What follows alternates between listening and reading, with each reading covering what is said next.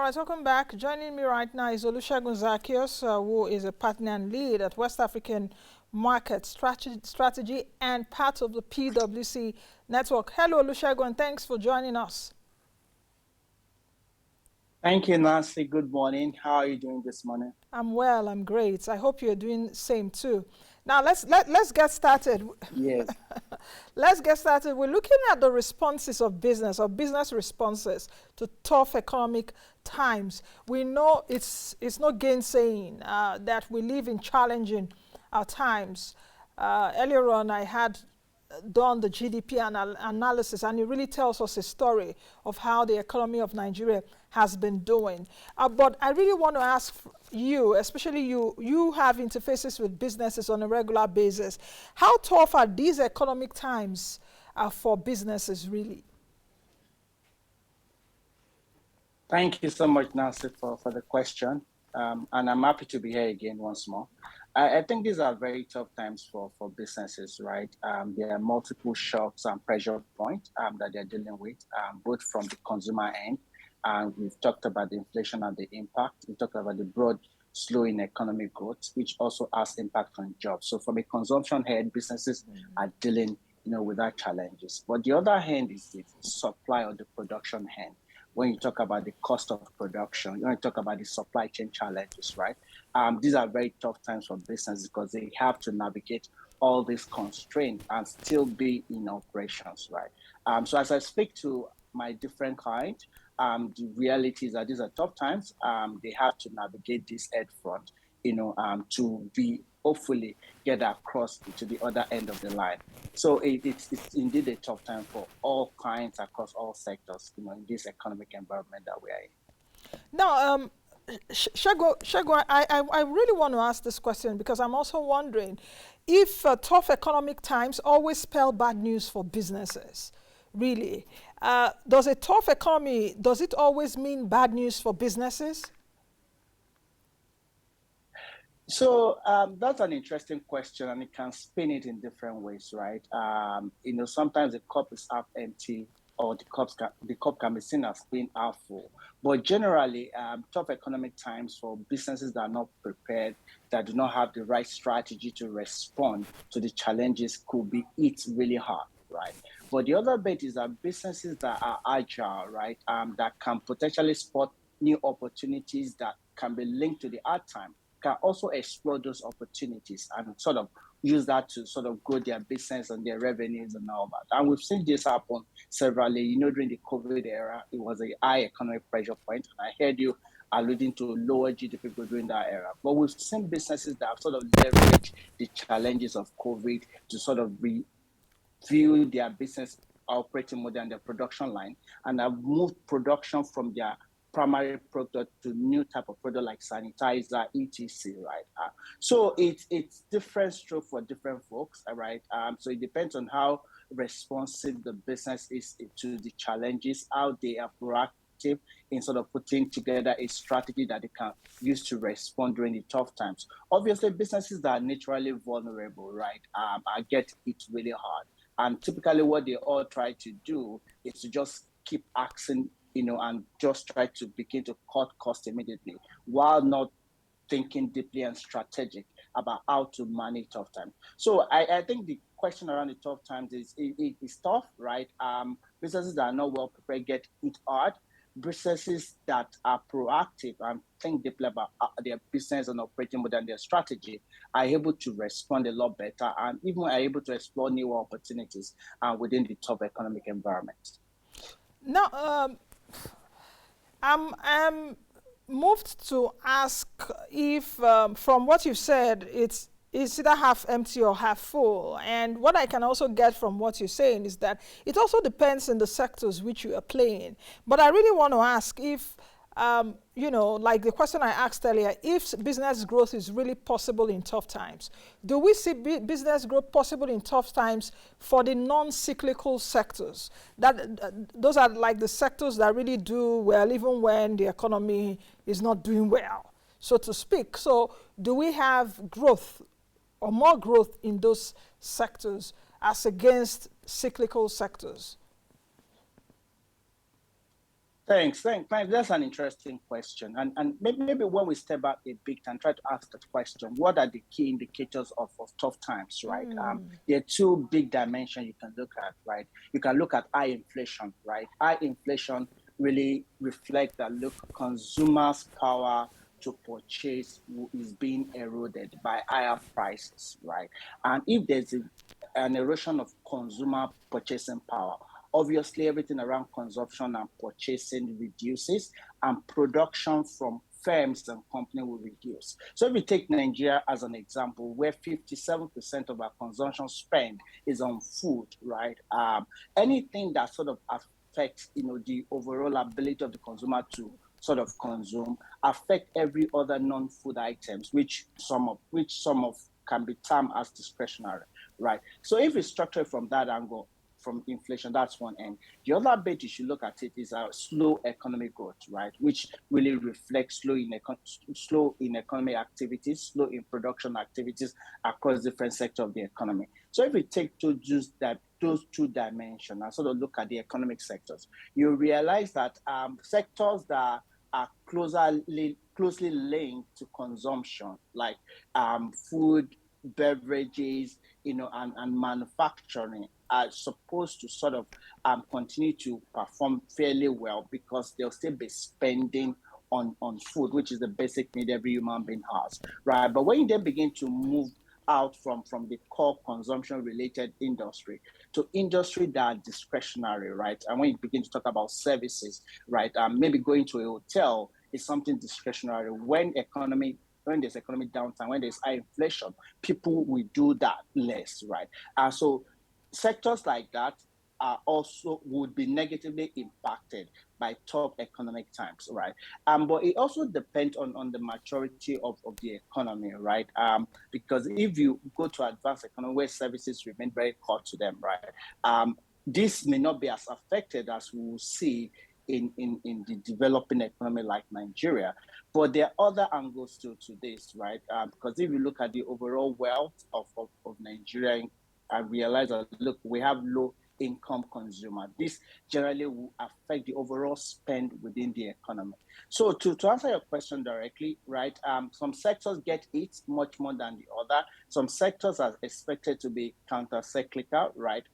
But sectors that will always augur well, no matter how hard or how high pressure the economies will be, the food, consumer goods, while services sector, I give an example, will really be negatively impacted, when you have tough economic situation like we're in right now. Yeah. What is your own analysis to the 39 million businesses that we have in Nigeria right now, as released by the NBS? That's the current data that we have for businesses in Nigeria, both nano, small, medium, and big businesses, so to speak. It fell from 41.6 million businesses to 39 million businesses. So what's your analysis on the import of what we're talking about now? Bearing in mind that a majority of that 39 million businesses are micro or even nano, where you have it's like one-man business. So, so this tough economic times that we're talking about, how is it affecting the 39 million businesses in Nigeria? Yeah, thanks, Nancy, for the question. If you sort of look at the economic structure of a country like Nigeria, you realize that from stats, says like close to 50% is from informal sector, which will be filled with some of the SMEs, and the smaller businesses that we have, right? So if we then sort of dimension the businesses from size perspective, which is what stats will use to sort of dimension, you realize that for smaller businesses, it's more difficult for them. And if you ask me why, right?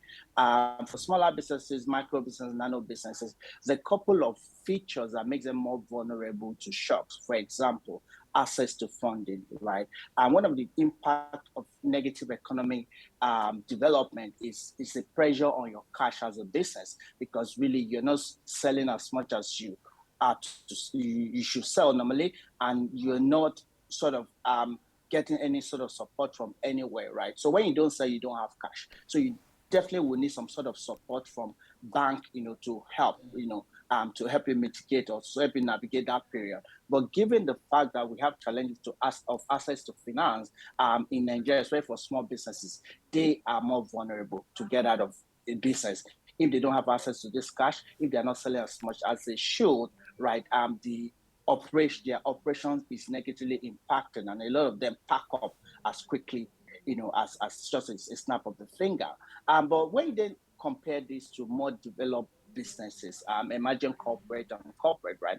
Because they're a bit more structured, a few of them have strategies to sort of put in place to navigate tough economic situation. A number of them have sort of developed advanced capability to manage their working capital, to manage the cash in the business. And a few of them already have funding lines, though the interest rate may be higher, right? But these have some sort of funding line that can help them, right, to sort of navigate the situation, So the impact, is disproportionately on the smaller businesses, right? And a lot of them just pack up a lot more faster, during tough economic situation than when you compare to larger businesses. What actions should a business take during times of high inflation, as we're seeing right now? We do know that for every business is a bit different, but are there general actions that businesses can really take to maximize their potential to reach prosperity? Because we also do know, I think it's the Chinese that say in every crisis there's an opportunity. So even in an inflationary environment, some people can also be, smiling to the bank. There's the good and the bad of it. But what actions can generally business take? You can look at the small businesses, then we also take a look at the big businesses because they may really differ in context. Yeah. Thanks for the question, right? And I think for me, the way I would sort of frame this is that there are 3 steps you need to really consider and sort of understand your position as a business. Are you at a survival point? Are you at a point you need to sustain your business? Or are you at a point you need to drive for growth, right? I think the first stage when you're in a period of economic crisis is to ensure that your business can actually survive, right? And what are the factors you consider for survival? Do you have enough cash in the business to carry you for a period of 3-6 months, depends on your runway as a business, right? Are you going to be able to generate enough revenue, right, to be able to continue to run your business? Those are the kind of questions you ask for survival. If you can answer those questions with definite,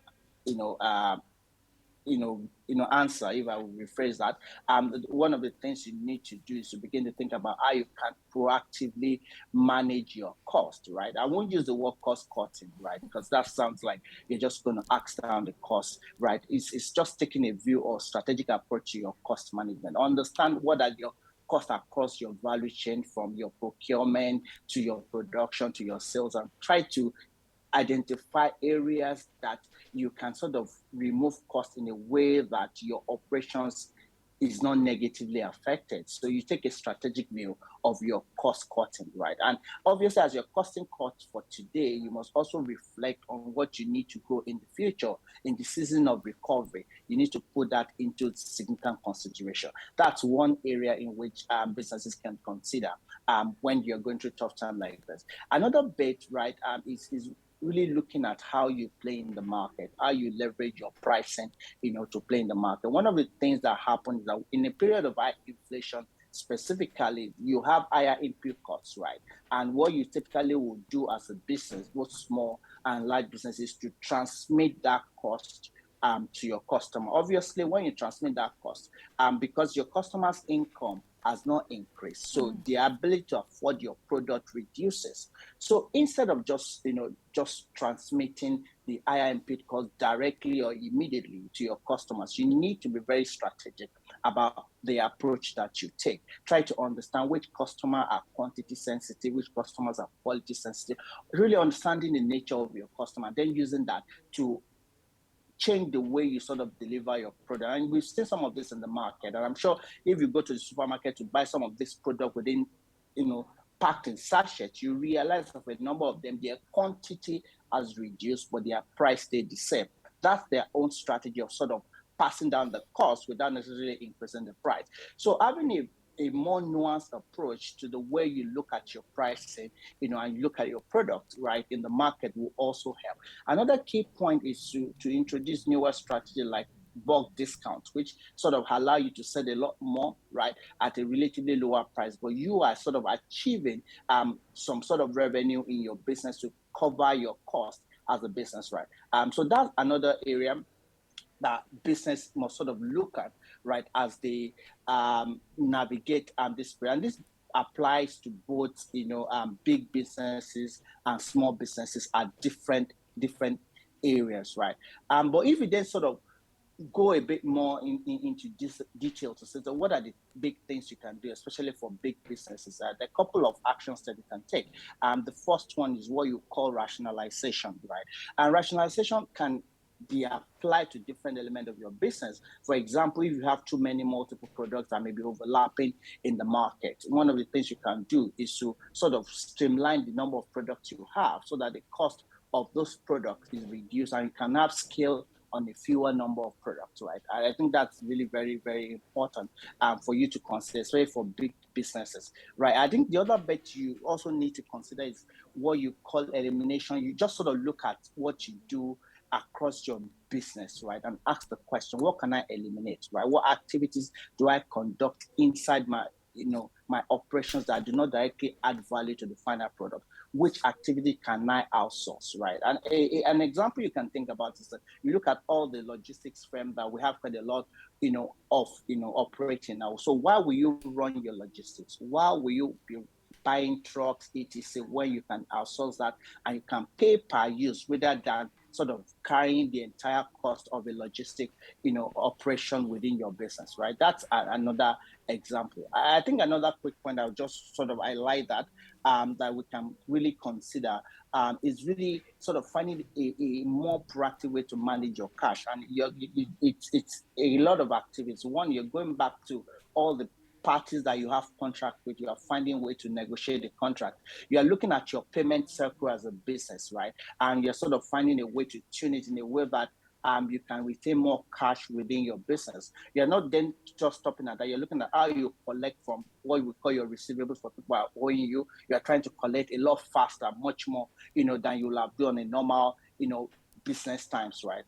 So these are some of the tips that businesses must consider to navigate a high inflation environment, right? Sort of optimizing their costs, right, in a very strategic way, finding ways to sort of optimize the way they price their product, not just transmitting all the higher costs, to consumer, right? And so sort of fine-tuning your cash management as a business.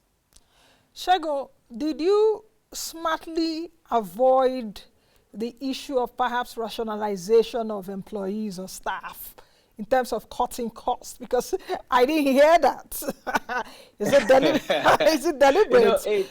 That's a tricky situation, right? And then I'll respond to it this way. We're in a period in which quality talent is lacking, right? And we know of several syndrome of Jackpot syndrome, where you're losing your quality talent, right? And but we still have quantity because it's ironic because we have high level of unemployment, right? So we have a challenge of quality, right? Obviously, in terms of streamlining, there needs to be a lot of thinking through because talent is rare to find on the market, as you know, right? And for us, as we speak to our client, we try to look out for other sources of sort of optimizing their business, optimizing their costs, not starting with talent. Obviously, you will consider talent, but thinking through that needs to be deep and strategic, because you need to balance the availability of talent, right, and with the cost optimization you want to do. Because after these difficult times, there's still going to be a season of recovery where you need your talent to drive, right? So that's why I was a bit, quiet around it, and it's not a first place I will start really as a business, yeah. So it was nice that I picked that up. So you deliberately omitted that. I don't know if I should also ask this question because you've just said it's wise at this time perhaps to keep the talent because if a business is really suffering tough times, the question is, if you also want to keep the talent, do you also reduce their wages or their salaries, bearing in mind that the businesses are not even making money, instead of allowing the staff to go? But how do you now balance allowing the staff to go because the businesses are not making money, and the question of wage is not increasing? Question of wage is not increasing, and those wages or salaries are the same monies that consumers or the workers used to go to the market, and it buys less things for them. So it's a very tricky situation at this point. Which should you choose, the chicken or the egg? Because a business has to survive. A business even has to exist, let alone paying workers at this time. Yeah, thanks, Naz. That's an interesting point, and you said it's a difficult, decision when you come to talk about talent in this kind of environment that we are right now, right?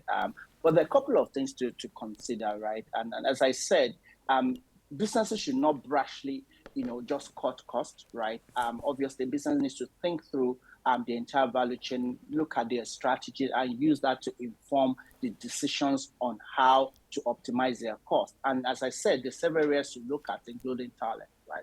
Then when it comes to talent, and the couple of points, right, that you need to consider. One is, look, if you're having a tough time right now, are there other strategic ways to minimize the involvement of the talent, while still retaining them, right? There are methods like work from home, putting people on some sort of contract, and sort of devising creative ways to ensure you retain them while probably minimizing your cost of employment. That's one way to sort of look at, for businesses to consider.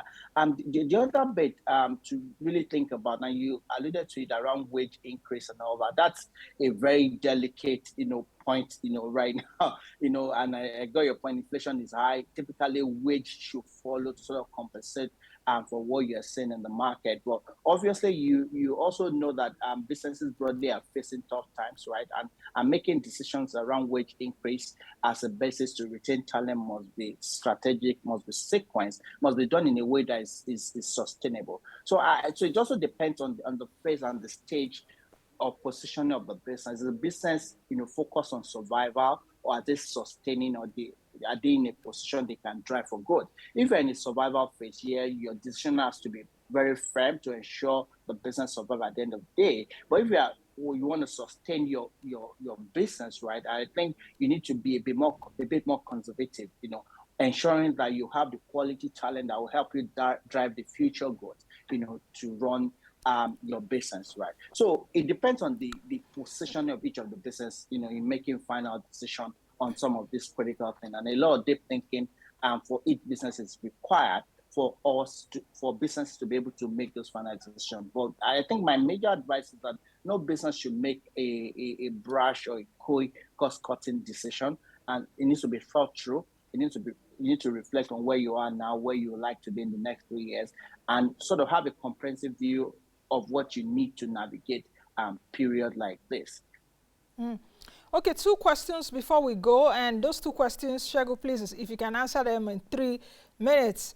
The challenges before business executives and even business leaders right now, business owners, business executives at this point. I know you've been alluding to it one way or the other in what you've been saying, but are there some strategic tips that you want to give business executives? Because we're seeing that the challenge is there now, just like we saw during COVID. It was so tough for business executives at that point. The second question is, this inflation we're talking about, the inflation psychology, especially from consumers now, do you see it changing? Because the inflation psychology of consumers, if it changes, that means perhaps the businesses will do better, so to speak. Thanks for the question. And let me start from the last one, right? At least as a last time, we're still in Nigeria, where inflation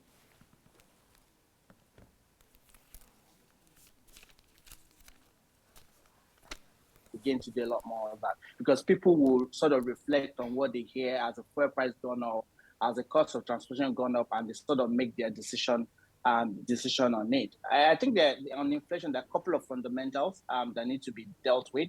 And we know central bank has done some work around increasing interest rate. Obviously, the transmission of monetary policy to the real sector in Nigeria, I don't think is clear. I don't think the link has been certainly established, right? So we'll see how that play out. Obviously, there's a lot of money in circulation, and I know the higher interest rate will potentially sort of reduce, and the money in circulation. But the challenge is that when your inflation is cost push, is coming from the supply chain, is coming from the other end, it's also difficult for the monetary policy to have significant impact if those bottlenecks creating the inflation are not dealt with. So obviously, inflation psychology will be high because the bottlenecks still remain, and until those bottlenecks are eased, right, inflation will still be a point to deal with, right? That would be my comment on your first point. On your second point, on the first question, I think the couple of stay awake, issues that executives are dealing with, from the macro pressure point, which we've talked extensively about, and you've also shown the GDP numbers, the issue around talent, which I sort of also we've sort of discussed, right? To even how do we embrace digital to sort of help us deal, with our business, right? How do I leverage automation to help me reduce cost of business, etc. That's part of the executives are dealing with, right? I think for me, if I were to give three, broad points around this, I think the first thing for me is a question of, I'll call it courage, right? I think tough times require executives to be courageous.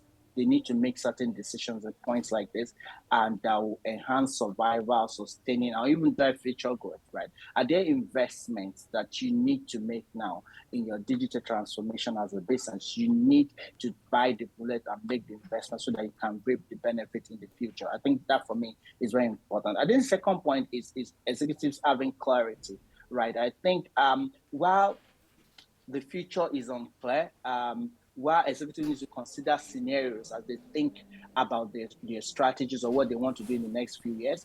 And I think there has to be a few bets, the executive must have, over the next 3 years, that they're going to sort of have clarity on and continue to run their business, with the aim to achieve, Okay. right? I think the last bit is around customer, right? Customer and clients are still king, and they still bring revenues to the business. And I think executives need to continue to pay attention to how those customers are dealt with, how we satisfy their need, how we don't chase them, with higher prices, if I use that word, and sort Okay. of we're very nuanced in the way we deal with our customers. Thank you very much, Shagun, for your insights this morning. Very wonderful insights. Thank you very much, Shagun. I'll talk to you soon. Um, All yeah, right. All right, I've been speaking with Olusegun Zaccheaus, who is a partner and lead West African market strategy and part of the PWC Network. We've been looking at businesses' responses to tough times, and I hope as a business owner you've been able to take one or two nuggets out. I will see you all again tomorrow, same time on this station. Moneyline with Nancy it is. I am Nancy Naji. Be the best you can be and be that change that you want to see. Bye now.